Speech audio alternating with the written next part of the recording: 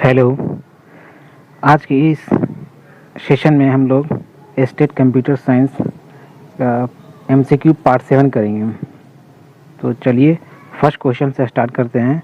पहला क्वेश्चन है, a modulator converts blank space signal to blank space signal. जो modulator होता है वो सिग्नल से किस सिग्नल में तब कन्वर्ट करता है। ऑप्शन है FSK एंड PSK से FSK, या एनालॉग से डिजिटल में, या फिर डिजिटल से एनालॉग में। तो इस क्वेश्चन का जो करेक्ट आंसर है वो डी हो जाएगा आपका। जो मॉड्यूलेटर है वो कन्वर्ट करता है digital signal to analog signal. Next question है,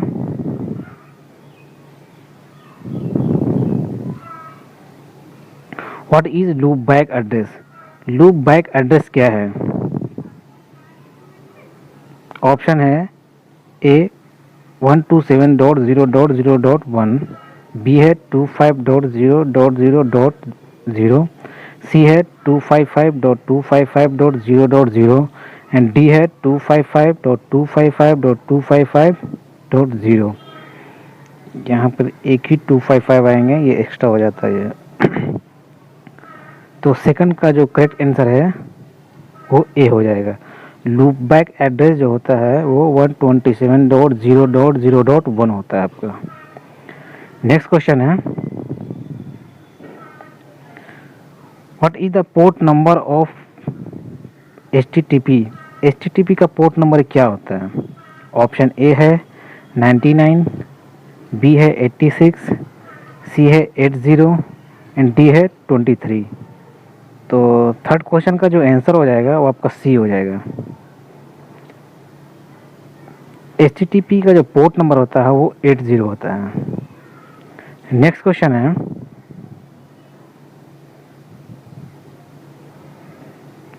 the communication mode that supports data in both direction at the same time. वो कौन सा ऐसा कम्युनिकेशन मोड है जो डेटा सपोर्ट करता है बोथ डायरेक्शन में, मतलब दोनों डायरेक्शन में, इधर से भी और इधर से भी डेटा मतलब जा सकता है एट द सेम टाइम में, एक ही टाइम में। तो ऑप्शन ए है सिंप्लेक्स, बी है हाफ डुप्लेक्स, सी है फुल डुप्लेक्स एंड डी है मल्टीप्लेक्स। तो फोर्थ का जो करेक्ट आंसर है वो सी हो जाएगा आपका, फुल डुप्लेक्स। नेक्स्ट क्वेश्चन है,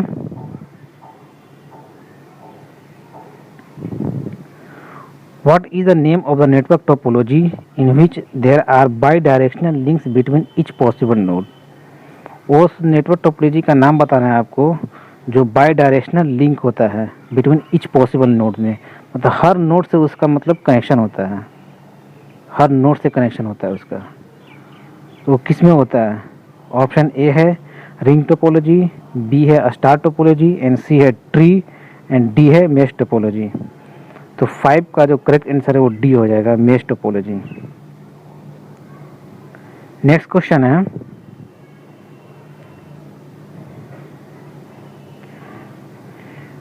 which command line tool is include with every Microsoft TCP/IP client। जैसे कौन सा कमांड लाइन जो टूल्स है वो सभी जो माइक्रोसॉफ्ट जो TCP/IP जो स्टैंडर्ड प्रोटोकॉल है, क्लाइंट है, उसमें ये इंक्लूड होता है। ऑप्शन ए है DHCP, बी है विंस, सी है पिंग एंड डी है विन IPCFG। तो सिक्स्थ का जो करेक्ट आंसर है वो सी हो जाएगा आपका, पिंग। नेक्स्ट क्वेश्चन है, working of the WAN generally involves. जब हम लोग WAN के साथ WAN एरिया जो नेटवर्क है तो जनरली क्या होता है। ऑप्शन ए है टेलीफोन लाइंस, बी है माइक्रोवेव, सी है सैटेलाइट्स एंड डी है ऑल ऑफ दी एबव। तो सेवेंथ का जो करेक्ट आंसर हो वो डी हो जाएगा। WAN में ये सभी नेटवर्क आ जाते हैं आपके, telephone lines, microwave and satellites. Next question है, what does the acronyms of ISDN stand for. ISDN का आपको फुल फॉर्म बताना है।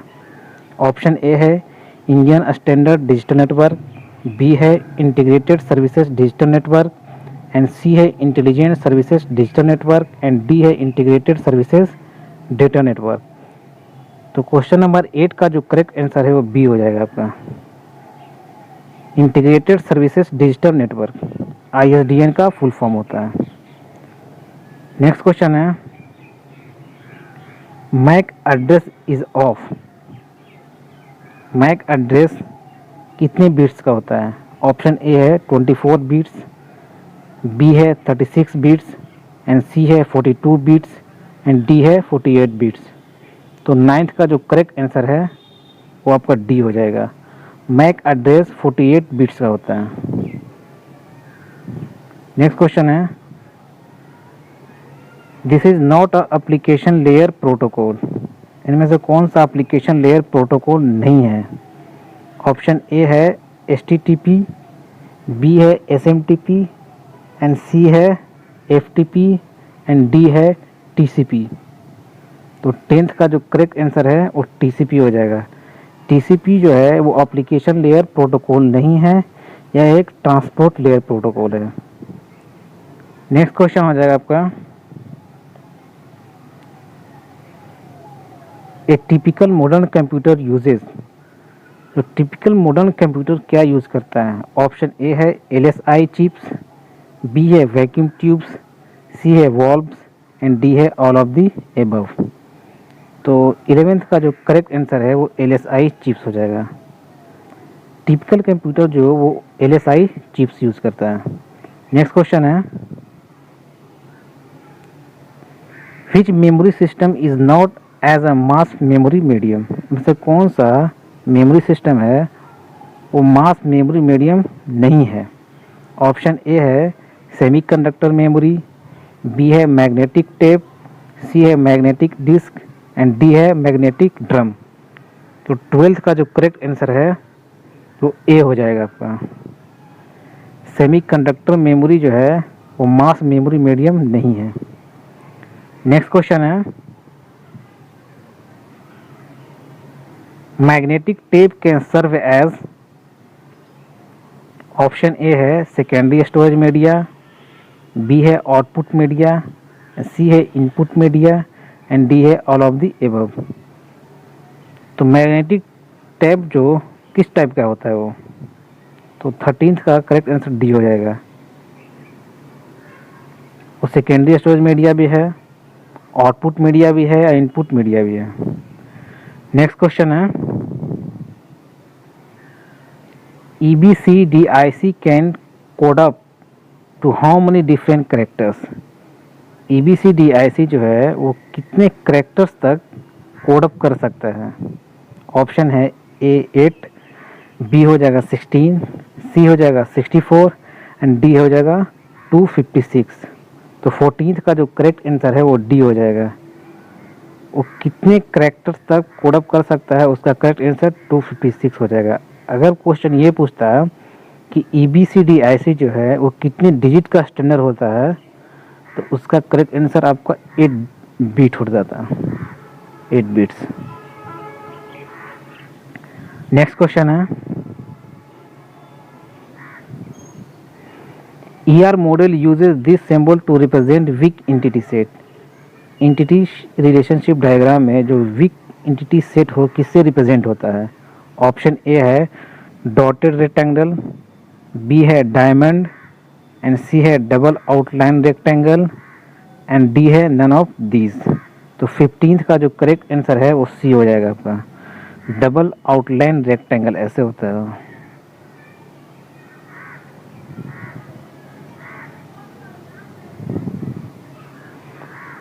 वीक एंटिटी का वो सिंबल है। नेक्स्ट क्वेश्चन है,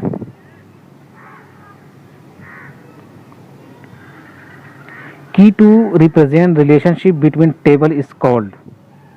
ऑप्शन ए है प्राइमरी की, बी है सेकेंडरी की, सी है फॉरेन की एंड डी है नन ऑफ दिस। जो टेबल के बीच में जो रिलेशनशिप जनरेट करता है वो क्या कौन सा की होता है? तो उसका करेक्ट आंसर हो जाएगा फॉरेन की। एक टेबल ये है और एक टेबल ये है, ये दोनों के बीच में जो रिलेशनशिप जो होता है जो जनरेट होता है उसको फॉरेन की बोलते हैं। Foreign key. नेक्स्ट क्वेश्चन है,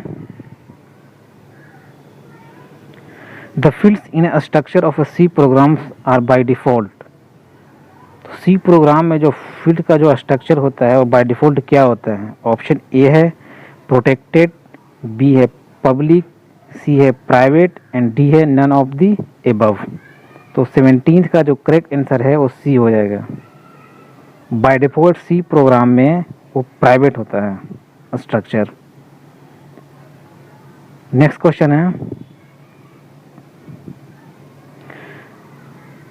the errors that can be pointed out by the compiler.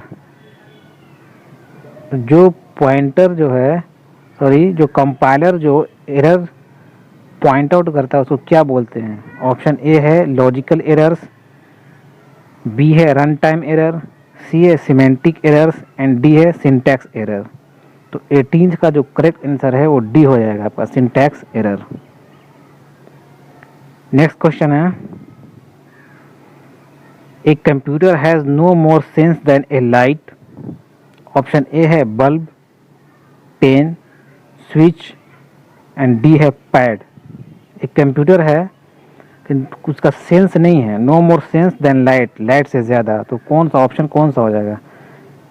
Bulb होते हैं, पेन का भी कुछ टच होता है, लाइन्स वगैरह होते हैं लाइट, लेकिन स्विच में कुछ ऐसा नहीं होता आपका। तो करेक्ट आंसर आपका स्विच हो जाएगा 19th का। नेक्स्ट क्वेश्चन है, a computer program that converts A entire programme into A machine language eight one time is called. Option A है इंटरप्रेटर, बी है सिमुलेटर, सी है कंपाइलर एंड डी है commander. एक कंप्यूटर प्रोग्राम को convert करता है, entire programme को वो मशीन लैंग्वेज में एट ए टाइम, तो उसको हम लोग कंपाइलर बोलते हैं। नेक्स्ट क्वेश्चन है,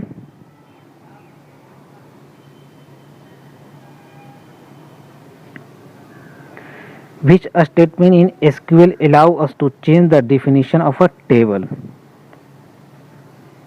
SQL के स्टेटमेंट में इनमें से कौन सो वो चेंज करने के लिए जो चेंज होता है उनमें से कौन सा मतलब कमांड करता है? ऑप्शन ए है अल्टर, बी है अपडेट एंड सी है क्रिएट एंड डी है सेलेक्ट। तो 21 का जो करेक्ट आंसर है वो अल्टर हो जाएगा। अल्टर की से आप टेबल के अंदर चेंज कर सकते हैं। नेक्स्ट क्वेश्चन है, which of the following is a abstract data type. इनमें से कौन सा एब्स्ट्रैक्ट डेटा टाइप है?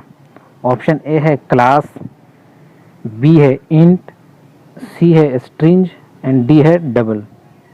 तो 22 का जो करेक्ट आंसर है वो ए हो जाएगा। क्लास एक एब्स्ट्रैक्ट डेटा टाइप है। नेक्स्ट क्वेश्चन है,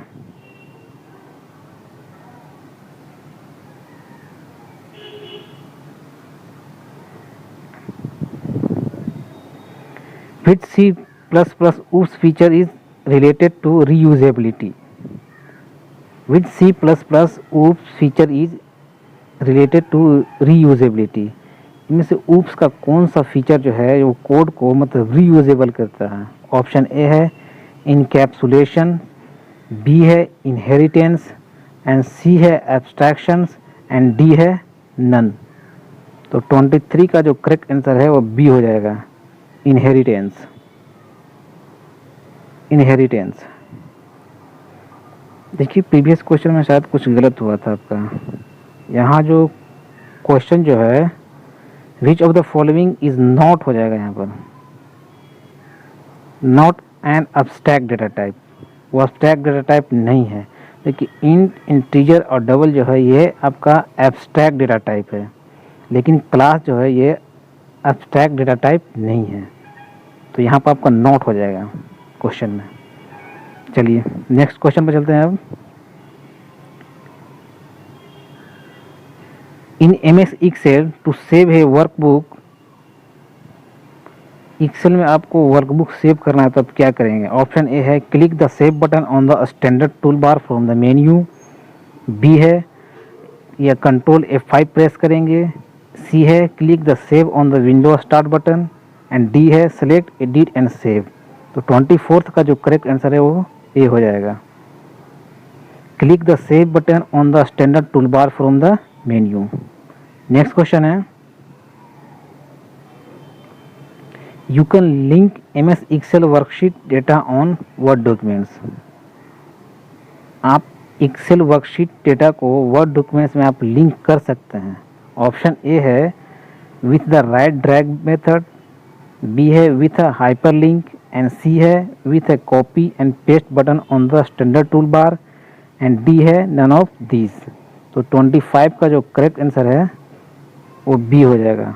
आप हाइपर लिंक के थ्रू लिंक कर सकते हैं आप। नेक्स्ट क्वेश्चन है in MS excel you can use the drag and drop method to. आप एक्सेल में drag and drop method use कर सकते हैं। ऑप्शन ए है copy cell contents, move cell contents and C है add cell contents and D है A and B. तो 26 का जो करेक्ट आंसर है वो डी हो जाएगा। आप ड्रैग एंड ड्रॉप जो मेथड है एक्सेल में उसके थ्रू आप कॉपी सेल कंटेंट कर सकते हैं, आप मूव भी कर सकते हैं। नेक्स्ट क्वेश्चन है